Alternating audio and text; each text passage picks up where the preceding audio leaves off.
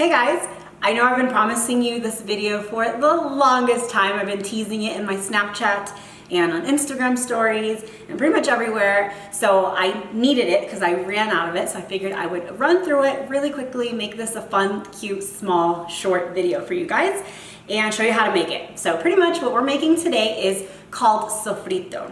And if you're Latin or Hispanic, you probably already know what this is. But for those of you that don't know, I'm gonna go ahead and describe it. So sofrito is like a Latin seasoning made out of fresh herbs and vegetables. And you can find it in a lot of like Puerto Rican dishes.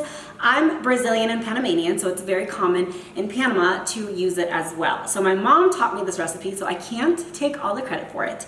And I'm by no means claiming that this is the most authentic sofrito in the world or anything. This is just how I make it, how my mom taught me to make it, using ingredients that I find at my local grocery store. There's a lot of ways that you can make this with way fancier ingredients that I would have to go to like a million different grocery stores to get everything I need, and I'm not about that life. I'm about making everything as simple and easy for myself as possible to make eating healthy, fun, and enjoyable. So that's just how I do it. I thought I'd give you a little disclaimer so my fellow Hispanics out there don't call me out for not making it the most authentic possible way, but this is just how I make it. So I showed you guys in the beginning the ingredients. So I've chopped everything down, peeled everything, and I have everything in little containers to make this easy and simple to show you guys how I make it. So I'm using a blender, like a bullet blender. You can use a regular blender, and I know a lot of people like to use a food processor because it doesn't liquefy the sofrito all the way. Some people like it with a little texture, a little substance. I don't. I like it to be a paste that is practically undetectable in my meal. So it just gives everything a little flavor and nobody really knows what's going on. I can just like hide it in there. So this is how I make it. We start with a ton of onions. So I have different kinds of onions. So I'm gonna just I'm just tossing everything into this little blender cup and we're gonna blend it. So I'm adding in my onions, trying not to make a mess here.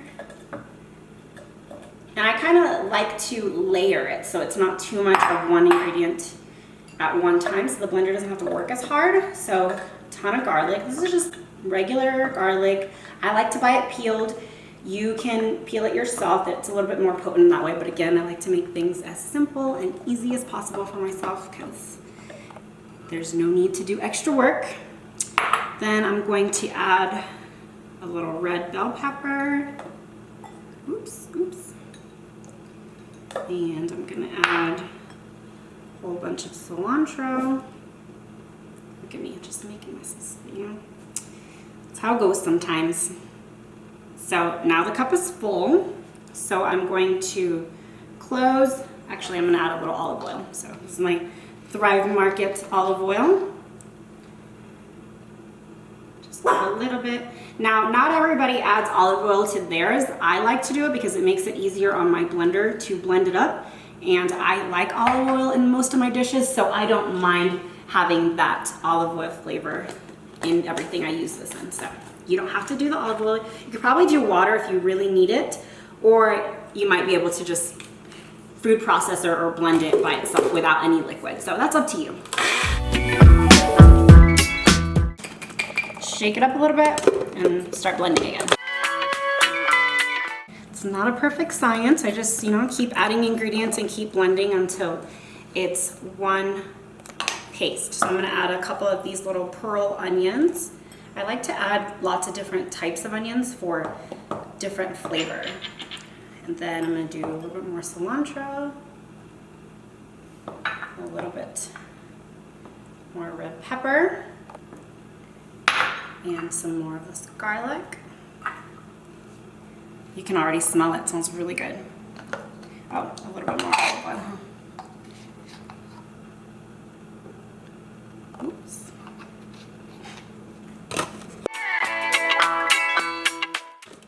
I'm gonna shake it up a little bit more. Can you guys see that? So it's just a paste of fresh herbs and spices. It smells so good. So I'm gonna add all these green onions in there. A little bit more cilantro. And I don't measure anything, you guys. It's just just eyeball it. So there's no specific measurements. It's just a ton of onions, a ton of garlic, and some peppers and cilantro. That's how I describe it anyways. I'm gonna blend this back up. There we go. I feel like this is filling up. So I'm just gonna add the rest of the cilantro. Just try to pack it all in there.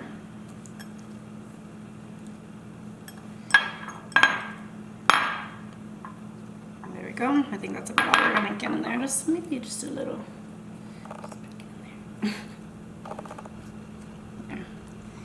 My blender might explode, but you know, it's worth it. All right, one last blend. And that's it. So, as you can see, I still have some ingredients left over. Totally cool, not a big deal. It's, like I said, it's not a perfect science. You just, you know, throw everything in a blender and blend it up, hope for the best. So, that is what we have. It's just like a green paste. That's how I like it. Again, you can use a food processor if you want it to be more chunky. This is how I like it, and I'm going to show you how I pack this so it lasts me a really long time. So now I'm going to show you guys how I package this up so I can use it in various meals that I make throughout the week. So what I do first is I get little ice trays. Whatever you have on hand is fine. You can even just put it in a jar. A lot of people put it in a jar and like keep it in the fridge. I like to freeze them so they last a long time, and I can just use them in individual amounts whenever I need them in my meals. So I have these bigger ice cube trays, and I use these like if I'm making a meal that's for like 2 or more people. And then I have these tiny ones that I use for whenever I'm making like individual meals for myself, just a little quick something to eat. And so those are for individual meals, okay? So what I'm gonna do is I'm just gonna dump all of this inside of a Ziploc bag.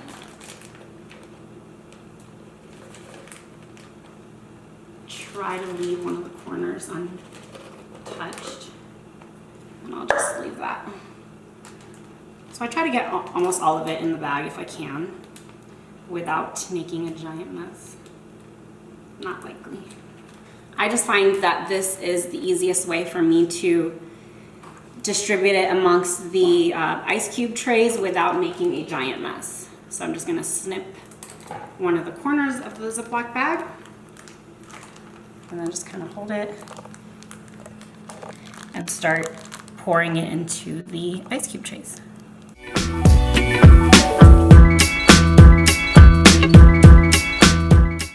So that's pretty much it. That's all I had of the mixture to make. So I'll just pop these two in the freezer.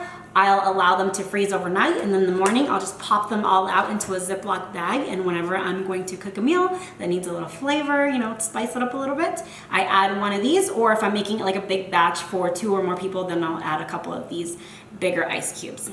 And then I have a little bit left over here. I'll just use the rest of this to prep some meals for the week. That's it.